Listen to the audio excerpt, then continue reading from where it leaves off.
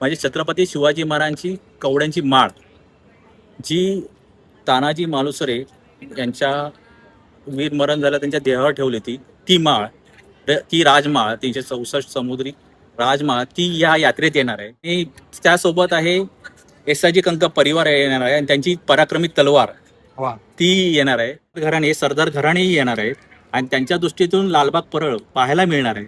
आणि खरंच आम्हालाही आतुरता लागली त्यांचे दर्शन घेण्याची, त्या माईचं दर्शन घ्यायची आणि त्यांचं स्वागत करण्याची.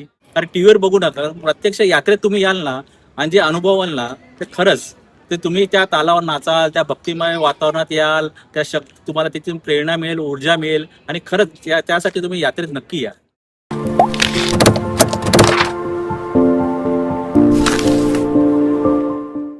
नमस्कार मित्रांनो, मी आहे लालबागमध्ये. आता थोड्याच दिवसात म्हणजे आता 2-4 दिवसांनी आपल्या ह्या भागामध्ये एक शिवजागर होणार आहे. तो म्हणजे निमित्त आहे फक्त गुढीपाडव्याचं. किरणगाव सांस्कृतिक प्रतिष्ठान चे सर्व कार्यकर्ते वर्षानुवर्ष गुढीपाडव्याच्या निमित्ताने शोभायात्रेचं आयोजन ते करत असतात. आणि ह्या वेळेला ह्या कार्यक्रमाची रूपरेषा कशी असणार आहे आणि त्याचबरोबर एक वेगळा एक अनोखा उपक्रम या प्रतिष्ठानाच्या मार्फत असणार आहे. तो काय असणार आहे, या वेळेला आपल्या लालबाग परळकर लोकांना सगळ्यांना काय बघायला भेटणार आहे ह्या शोभायात्रेमार्फत, तर माझ्याबरोबर हे सगळे कार्यकर्ते आहेत. आपण त्यांच्याशी बोलून घेऊया. नमस्कार. नमस्कार. सर्वात प्रथम मला आपल्या प्रतिष्ठानाबद्दल थोडी माहिती सांगा. आमचं जी शोभायात्रा हिंदू नवाची शोभायात्रा निघते त्या संस्थेचं नाव आहे गिरणगाव सांस्कृतिक प्रतिष्ठान. ही गिरणगाव सांस्कृतिक प्रतिष्ठान 2017 साली स्थापना झाली. त्याचं मूळ असं आहे की लालबाग परळ आणि काळा चौकी हा सगळा परिसर गिरणगाव परिसर आहे. आणि गिरणगाव जातात तसं गिरण गिरणी होते, गिरणी कामगार होते आणि गिरण वस्ती होते, त्या वस्तीतला हा गिरणगाव परिसर आहे. आणि परळमध्ये जो संयुक्त लढाचा झाला होता त्याच्यामध्ये परळमध्ये रक्त सांडलं होतं आणि त्या परळमध्ये रक्त सांडलं होतं तेव्हा लालबाग धावून आला होता आणि ते एकत्र लालबाग परळ एकत्र गेले होते संयुक्त लढ्यामध्ये. असा हा लालबाग परळ आणि हा लालबाग परळ एकत्र असणारा आणि सगळे उत्साहात जल्लोषात भगवामय करणारा असा लालबाग परळ इथला उत्सव आहे. तो गिरणगाव सांस्कृतिक प्रतिष्ठान एक संस्था केली आणि त्या निमित्ताने आपली त्याच्या अगोदर म्हणजे 2002 पासून इथे गुढीपाडवाची यात्रा निघत होती. ती त्या यात्रेत मी पण होतो त्या समितीमध्ये, तेव्हा मी प्रसिद्धी प्रमुख होतो. तेव्हा तिथे संजय दुमक, नंतर आशिष लोके होते, त्याच्यानंतर शशी दळवी होते, असे तुकाराम सरब असे अनेक कार्यकर्ते होते. आणि भाऊ माने यांच्या मदतीने किरणगाव म्हणजे लालबाग आणि काळा चौक या विभागात शोभायात्रा निघत होती आणि ती बऱ्यापैकी निघत होती. नंतर मग भाऊ मानेंचं निधन झालं तर थोडासा यात्रा थांबली होती. नंतर मग काही जणांनी चालू केली होती यात्रा, काही उत्सव म्हणजे काही लोकांनी चालू केली ती, काही कारणास्तव ती बंद पडली. मी सांगितलं की लालबाग परळचे कार्यकर्ते एकत्र आले 2017 साली. त्याच्यामध्ये सुनील चुन्नाईक होता, संकेत होता, प्रवीण राणे होते, रुपेश पवार होते, असे अनेक कार्यकर्ते एकत्र आले. आणि जो परळ लालबागचा इतिहास आहे त्याचा मी आता सांगितलं, त्याने एक ठरवलं की आपल्याला गिरणगाव सांस्कृतिक प्रतिष्ठान या नावाने आपल्याला एक शोभायात्रा करायची आणि सर्वांना सहभागी करायचे. आणि त्या 2017 पासून सुरू झाली. त्या म्हणजे उत्साहात आणि जोशात चालू आहे. तर ह्या वेळेला आपल्या कार्यक्रमाची रूपरेषा कशी असणार आहे आणि आता तयारी कुठपर्यंत झाली? आता तर तयारी जवळ आली आहे, थोडे दिवस शिल्लक आहे. आणि आमची पहिली जेव्हा तयारी होते तेव्हा पहिला आधी विषय ठरला होता आमचा, कोणता विषय असतो. त्याच्या अगोदर 2 महिने बैठक होते. बैठक झाल्यानंतर तो विषय जो आलेला असतो त्या विषयानुसार आमची मीटिंग होते. तो नंतर आपण कसं साजरा करा म्हणजे त्याची मीटिंगमध्ये रूपरेषा ठरते. आणि रूपरेषा ठरल्याच्या नंतर आम्ही मग सर्वजण आमचे कार्यकर्ते आहेत ते सगळे कामावर जाणारे असतात. कोण 8-8:30ला येतो, कोण रात्री 9ला येतो. प्रत्येकाच्या वेळेनुसार आम्ही, कारण आपल्याला समाजापर्यंत संपर्क करायचो आणि आर्थिक पण आपल्याला नियोजन करायचं असतं. हे दोन्ही, कारण समाजासाठी पण आव्हान करायचं असते आणि आर्थिक पण नियोजन करायचं. त्यासाठी आपल्याला त्यांना त्यांची गाठभेट संपर्क करणं आवश्यक असतं. आणि आपल्याला हा जो कालावधी असतो आमचा संध्याकाळचा म्हणजे 1 महिना, तो आम्ही संपर्कासाठी करतो. म्हणजे त्यांना संपर्क करणे, त्यांना आव्हानाचं पत्र देणे, त्यांना यावेळेचा विषय समजावून सांगणे आणि यात्रेसाठी येण्यासाठी विनंती करणे, तसंच आर्थिकचं पण नियोजन करणे. त्या जे समाजातले जे काही प्रतिष्ठित आहे त्यांना पण आपल्यात सहभागी करून तर आर्थिक पाठबळ आपल्याला लाभावं यासाठी प्रयत्न केले जातात. आणि प्रत्येक जो कार्यकर्ता असतो ना, तो आपला वेळ देतो. म्हणजे त्याचं कामावरून आला, काही जण तर असे आहेत कामावरून आल्या आल्या बॅग घेऊन येतात आणि नंतर घरी जेवायला जातात 11-12 वाजतात. अशी कार्यकर्त्यांची मेहनत असते रोज. आणि बाईक तर आवश्यक असते, आणि ज्यांचे बाईक असतात ते बाईक घेऊन येतात. बरोबर. बाईकवरनं संपर्क करायला पण इझी जातं. त्यामुळे तो असा संपर्क सुरू होतो. ह्या वेळेला आपण अजून एक विषय बघितलाय प्रतिष्ठानाचा, तो म्हणजे शिवभारत आणि शिवशंभू संचलन. काय एक्झॅक्ट आहे ती संकल्पना, तेही मी जाणून घेऊया. नाही, ही संकल्पना आता जो व्हिडिओ आणि जे होत आहे त्याच्यामध्ये माहोल बनलाच आहे. शिवभारत आणि शिवशंभू संचलन हा छत्रपती शिवराय हे सर्वांचे प्रेरणास्थान आहेत. त्यांनी ते महाराष्ट्रापुरते नव्हते तर ते पूर्ण भारतावर होते. तर त्यांच्या विषयीचे जे देखावे आहेत, त्यांचं छत्रपती शिवाजी महाराजांचे कार्य, धोरण या विषयाचे चित्र देखावे असतील. आणि सर्वात म्हणजे सर्वांचा जिव्हाळ्याचा विषय आहे म्हणजे छत्रपती शिवाजी महाराजांची कवड्यांची माळ, जी तानाजी मालुसरे यांच्या वीरमरण झालं त्यांच्या देहावर ठेवली होती. ती माळ, ती राजमाळ 364 समुद्री राजमाळ, ती या यात्रेत येणार आहे. आणि सर्वांना त्याचं दर्शन घ्यायला मिळणार आहे. खरंच म्हणजे एक पवित्र असं कार्य आहे. सर्वांची उत्सुकता लागले की त्या माळेचं दर्शन आम्हाला घेता येईल. आणि त्यासोबत आहे एस.आय.जी. कंक परिवार येणार आहे आणि त्यांची पराक्रमी तलवार ती येणार आहे. कारण हा लालबाग परळ हा उत्सवाचं माहेरघर आहे. आणि ह्या लालबाग परळमध्ये काही सरदार घराणेही येणार आहे. आणि त्यांच्या दृष्टीतून लालबाग परळ पाहायला मिळणार आहे. आणि खरंच आम्हालाही आतुरता लागली त्यांचे दर्शन घेण्याची, त्या माईचं दर्शन घ्यायची आणि त्यांचं स्वागत करण्याची. त्यांनाही लालबाग परळचं उत्सवाने स्वागत करायचं आहे, त्यांनाही पाहायचं आहे लालबाग परळ. कारण ते गणेशोत्सवात येतात, बघतात, तिथली गर्दी बघतात, जोश बघतात. त्यांनाही इथलं लालबाग परळ बघायचं आणि आम्हालाही त्यांचं उत्साह जल्लोषात स्वागत करायचं. त्यानुसार आमची तयारी सुरू आहे. मित्रांनो, खूप म्हणतात ना, खूप म्हणजे महत्वाचा विषय बोललात. अक्षरशः आता मुलाखत घेतोय मी, पण अंगावर काटे येतात आहे. ती म्हणजे भूतोरा भविष्य. मी म्हणजे असा कधी विचार पण नाही करू शकत की 364 समुद्र कवड्यांची ती राजमाळ आज आपल्या लालबाग परळमध्ये येणार आहे, ही आपल्याला बघायला भेटणार आहे. तर ह्याच्यासाठी जी प्रयत्न आहे आणि एक म्हणतात ना, खूप प्रयत्न केलाय ह्या सगळ्या गोष्टीसाठी. पराक्रमी घराणे येत आहेत इकडची, म्हणजे कंक परिवार येतोय, त्याचबरोबर मालुसरे परिवार, त्याबरोबर असंख्य आपले जे शिवभक्त शिवप्रेमींचे जे काही जे आपले मावळे किंवा त्यांच्या घराण्यातली जी लोक ती येतात आहे, त्याच्याबद्दल पण जाणून घेऊया. तर एस.आय.जी. कंका परिवार येतोय, मालुसरे परिवार येतोय, बांदल घराणे येते आहेत.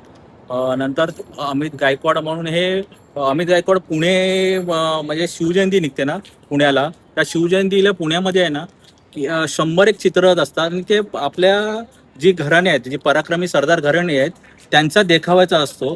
तर ते जे आयोजन करतात ना, ते अमित गायकवाड हे या शोभायात्रेत आहेत.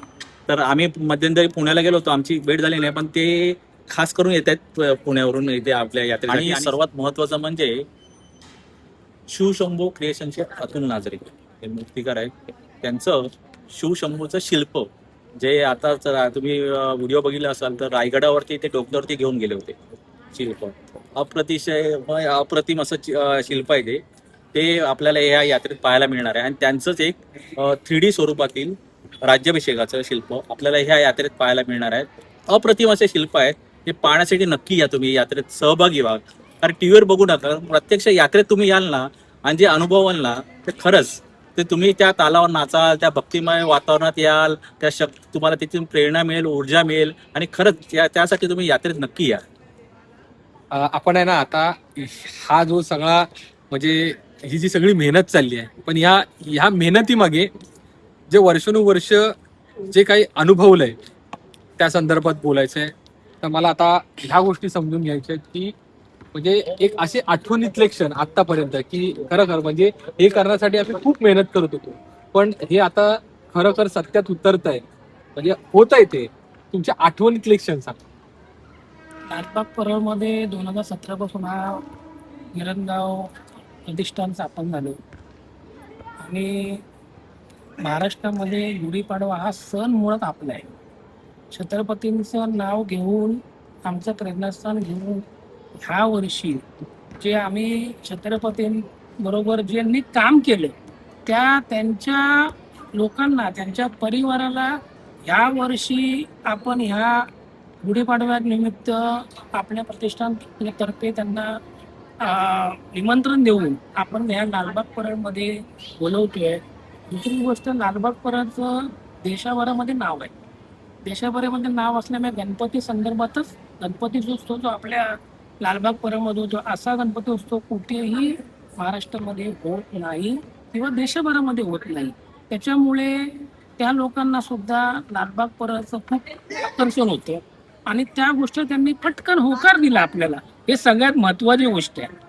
छत्रपतींबरोबर त्यांचं घराणं असलेल्या माणसांनी आपल्याला होकार देणं ही खूप आपल्यासाठी खूप प्रेरणादायी अभिमानाची गोष्ट असल्यामुळे आपण, आणि अनुभव तर खूपच आहे, जे जे ह्या यात्रेमध्ये सहभागी होतील त्यांना खूप अतिशय चांगल्या प्रकारचा अनुभव या यात्रेमध्ये येणार आहे.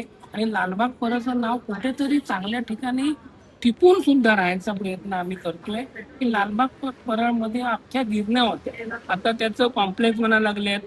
गिरणगाव हा कमी व्हायला लागला, पण आपण ह्या गुढीपाडव्यानिमित्त हे टिकून धरायचा प्रयत्न करतोय आणि ह्यांना खूप आपल्या मराठी माणसांसाठी हा प्रयत्न करणं खूप गरजेचं आहे असं मला वाटतं. मित्रांनो, एकीकडे होणारं म्हणतात ना की एक व्यावसायिकरण आणि म्हणजे आता बऱ्यापैकी आपली जुनी घरं, जुन्या बिल्डिंगचं रिडेव्हलपमेंट, आणि पण त्यामध्ये पण लालबाग परळ या आपल्या भागाने अजिबात काट नाही टाकली. सगळ्यात महत्त्वाचं आहे, संस्कृती टिकून ठेवली, जपली. पण ह्या कार्यक्रमाच्या माध्यमातून मला तुम्ही आता सांगा, तुम्ही ह्या पिढीला काय संदेश द्याल, ह्या झेनझी पिढीला काय संदेश द्याल? नाही, या जनजी ते येतेच उतरतेच. आता तुम्ही सांगा की ह्या यात्रेमध्ये महिला सहभागी असतात, सगळे असं लहान मुलांपासून सहभागी असतात. एक सांगायचं राहिलं असं की काळेवाडी म्हणजे लालबागपासून थोडंसं दूर आहे. तिथलं एक महिला पथक आहे, लेझिमचं महिला पथक आहे. ते त्यांच्या इथे गुढीपाडवाचा सण साजरा करून लालबाग परळच्या शोभायात्रेत येतात. आपला घरदार सांभाळतात, त्याच्यानंतर त्यांच्या इथली यात्रा करून ह्या लालबाग परळच्या यात्रेत सहभागी होतात ते. आणि एवढं लांबून येतात का आता आपली संस्कृती, आपली परंपरा हे जतन करण्यासाठी येतात. आणि ही संस्कृती, आपली परंपरा जतन करायचं असेल ना, तर हे लालबाग परळ अशा जे उत्सव असते ना, जे आपले कार्यक्रम असतात, सण असतात, उत्सव असतात ना, त्यात सहभागी होणं आवश्यक आहे. त्यातले रीतिरिवाज जाणून घेणं आवश्यक आहे. कारण आपल्याला तो इतिहास या शोभायात्रेमार्फत, त्या देखावे असतात किंवा त्यातले विषय असतात, त्यामार्फतच आपल्या त्या संस्कार आणि त्याचे जे संस्कृती आहे ती आपल्याला रुजते. त्याच्यामुळे ह्या शोभायात्रेत या जैनजीला सांगतोय की आपण आपल्या परीने वेगवेगळ्या याच्यात सामील होतात. जसं इंग्रजी नवीन वर्षाचं आपण स्वागत करतात. आता म्हटलं तर मी राजा शिवाजी विद्यालय ह्या मराठी शाळेतून शिकलो. आमचा व्हॉट्सअपचा ग्रुप आहे, पण जेव्हा वाढदिवसाच्या शुभेच्छा, आणि आम्ही मराठी माध्यमातूनच शिकलो, आमचा व्हॉट्सअपचा ग्रुप आहे, तेव्हा शुभेच्छा देताना हॅपी बर्थडे आणि इंग्रजी वगैरे. अरे काय मराठीमध्ये द्या ना शुभेच्छा, तुम्ही का विसरतायत? तुम्ही मराठीमध्ये शुभेच्छा द्या, वाढदिवसाच्या शुभेच्छा. ही सवय लावून घ्या तुम्ही. ही जी सवय आहे ना, ही सवय तुटत गेलेली आहे. आणि मग ही सवय आपल्याला, आपली जी जतन करण्याची संस्कृती, त्यासाठी आपल्याला एक काहीतरी म्हणजे जुळून आणण्यासाठी, हे आपल्या संस्कृतीला परत एकत्र आणण्यासाठी हे असेच उत्सव, असेच यात्रा गरजेचं आहे. त्यासाठी सर्वांना माझं आव्हान आहे की तुम्ही या यात्रेत सहभागी व्हा. तर मला आता सांगा की ह्या शोभायात्रेची मार्गिका कशी असणार, म्हणजे रूट कसं असेल इकडे? आपली शोभायात्राची 2017 पासून सुरुवात अशी होते की आपला जो परळचा श्री स्वामी समर्थ मठ परळ आहे, मठ आहे, त्या मठापासून आपली सुरुवात होते. आणि आपली जी पालखी असते, त्या पालखीमध्ये भारतमाता आणि छत्रपती शिवाजी महाराज असतात. ते पालखी तिथून त्या मठातून निघते, गुढीचं पूजन होऊन आपली पालखी तिथून निघते आणि मग तिथून यात्रा प्रारंभ होतो. तो परळच्या रस्त्यावरनं येऊन गौरी शंकरच्या इकडनं दिशेने गेला की गौरी शंकरच्या इथून तो वळसा करून परत आंबेडकर रोडला येतो परळच्या साईडने. पुढे परळचा राजा करत पुढे मग सिमेंट चाळ आहे तिथे स्वागत होते. सिमेंट चाळचं स्वागत केलं की महत्वाचं म्हणजे मुंबईचा राजा प्रतीक्षेत असतात सर्वजण हे करायला, सगळे आतुरता असतात आणि मुंबईचा राजा इथे येतो, यात्रा येते आणि मुंबईचा राजा इथे एवढा वेळ जातो ना आणि तिथे उत्साह जोश जल्लोष आणि तिथे सर्व कार्यक्रम होतात. तिथे एक मुंबईचा राजाचा स्टेज असतो, तिथे व्यासपीठ असते. त्या व्यासपीठावरती अगोदरपासून विविध कार्यक्रम होत असतात, यात्रेच्या प्रतीक्षेत असतात आणि मग तिथे आल्यावरती तिथे विविध आपल्या यात्रेतले विविध तिथे कार्यक्रमही होतात. आपले ढोल पथक असते, ढोल पथकही तिथे वाजलं जातात आणि ते एकदम जोशात स्वागत झालं की पुढे आपला तेजुकायचं तिथे तेजुकावाले स्वागत करणारे असतात. तेजुकाचा राजा पुढे नंतर मग एक लालबागचा राजा कार्यकर्ते स्वागत करायला असतात. मग पुढे गेलो की मग चिंतामणी आणि आपला काळाचोखीचा महागणपतीवाले असतात. नंतर रंगारी बदकचा असे नंतर मग शेवटला गिरणगावचा राजा, तर त्यांनी तर व्यासपीठच केलेलं असते आपला समारोपा ठिकाणी आणि ते तिकडची पूर्ण व्यवस्था बघतात. असे सर्वजण सहभागी असतात यात्रेचं स्वागत करायला आणि उत्साहाने जल्लोषात स्वागत करतात ते. हा कार्यक्रमामध्ये कोणी तुम्हाला सहकार्य करेल, कारण हा कार्यक्रम जरी आपण म्हणतो करायचा आर्थिक पाठबळ भरपूर असतं याला. बरोबर. कारण कसं आहे की या सहभागी होण्यासोबत आर्थिक पाठबळही लागतेच. बरोबर. तर काही राजकीय म्हणजे इथल्या स्थानिक राजकीय म्हणजे असतात पुढारी आहे, त्यांचं आम्हाला आर्थिक पाठबळ लागतेच, सर्व पक्षीय लागतेच. आणि दुसरं म्हणजे की काही संस्था आहेत, म्हणजे महिलाच्या संस्था आहेत, काही सामाजिक संस्था आहेत, म्हणजे एखादा मंडळ पण गणेश मंडळ पण आम्हाला लागलं, तुम्हाला काय लागलं तर तेही मदत करतात. आता बघायला गेलं तर शेवटचा जो समारोपाचा जो आहे तो सगळा जे आहे ते गिरणगावचा राजा ते सगळं समारोपाचा सगळं देखभाल करतो. आता परळ मठ आहे, परळ मठामध्ये आमचं नाश्तापासून जे सर्व जी व्यवस्था आहे ते परळ मठ बघतो. नंतर एक स्वयंसिद्ध महिला मंडळ आहे, ते आमची करते, काळजी घेते, काय तुम्हाला लागलं तर आम्हाला ती आम्हाला मदत करतात. त्यानंतर दुसरं एक आहे की आताच पीरबंदरचे सह्याद्री म्हणून आहेत, त्यांनी आम्हाला मदत करायचं, आर्थिक मदत वगैरे असं करण्याचं. काही जण पुढे येत आहेत की तुम्हाला मदत लागली सांगा, काही मंडळ संस्था म्हणजे जनमानस पुढे येतं की तुम्हाला लागले तर आम्ही देऊ, मदत करू. त्यातून आमचे काही आहेत माझघर म्हणून आहे, माझघर पण आम्हाला आहे हॉटेल. आता तुम्हाला तर आणि आता तुम्हाला तर माहिती काय तर सध्याचं त्याचे माझघरवाले पुढे आले, चायवाय म्हणून एक आहे परेलचं, ते आहे, कोबल मसाले पण आहेत. असे प्रायोजक आहेत की आम्हाला मदत करत असतात. आणि काही लोक आहेत की जनमानसातून पण येते आर्थिक मदत आम्हाला की तुम्ही चांगलं कार्य करतायत, आमचा तरी काहीतरी आर्थिक मदतीचा खारीचा वाटा असून दे. आणि आम्ही कार्यकर्ते पण आम्ही स्वतः पण आम्ही कार्यकर्ते पण आम्ही आर्थिक हातभार देत असतो. आमचं तन मन धन असं सर्व असतं. खरंच एक वेगळा असा जो नियोजन असतं, म्हणजे आर्थिक स्थिरता प्रबळ असली पाहिजे. आणि जे आपले मराठी बांधव आहेत, जे मराठी उद्योजक आहेत आणि ते आपल्या क्षेत्रामध्ये एका चांगल्या लेवलला काम करतात, तो प्रत्येक व्यक्ती मदत करतो आणि हा उत्सव तितक्या भारी चालतो. म्हणजे मी सगळ्यांनाच खरंच आव्हान करेन, प्रत्येक मराठी माणसाला आव्हान करेन, लालबाग परळमधल्या प्रत्येक माणसाला सांगेन की नक्की शोभायात्रेमध्ये या, कारण की एवढ्या अनमोल गोष्टी आहेत ज्या आपल्याला कधीही बघायला भेटणार नाही. ते भूतोना भविष्य बघायला ते भेटणार आहेत.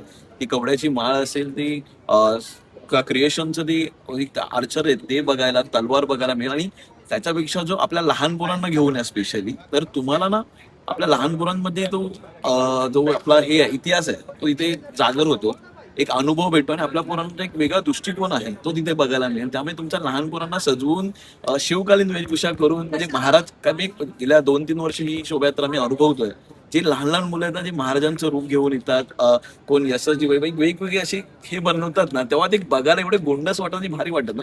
त्यांच्यामध्ये आपला इतिहास रुजला जातो, महाराजांविषयीची माहिती त्यांच्यापर्यंत पोहोचते, महाराज काय आहेत ते पोचतात.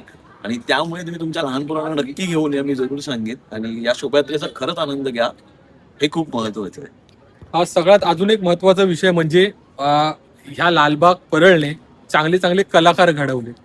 आणि आपण बघतोय आजकाल म्हणजे ह्या आपल्या चित्रपट माध्यमातून असू दे, सगळ्या गोष्टीमध्ये लालबाग परळचे जेवढे कलाकार आहेत त्यांचं नाव घेतल्याशिवाय म्हणजे म्हणतात ना, एक विषय पूर्ण होऊ शकत नाही. त्याच्याबद्दल पण आपण एक जाणून घेऊया. लालबाग परळमध्ये कलाकार आहेत, खेळाडू आहेत, काही सामाजिक संस्थेचे कार्यकर्ते आहेत. तर अशांचा गुणगौरव केला पाहिजे. आपण आपलं कर्तव्य आहे, कारण ह्या मातीतून आपल्या गिरणगावचं त्यांनी नाव गौरव केला त्यांनी. तर त्यांचं कौतुक केलं पाहिजे म्हणून आम्ही गिरणगाव भूषण पुरस्कार म्हणून देतो.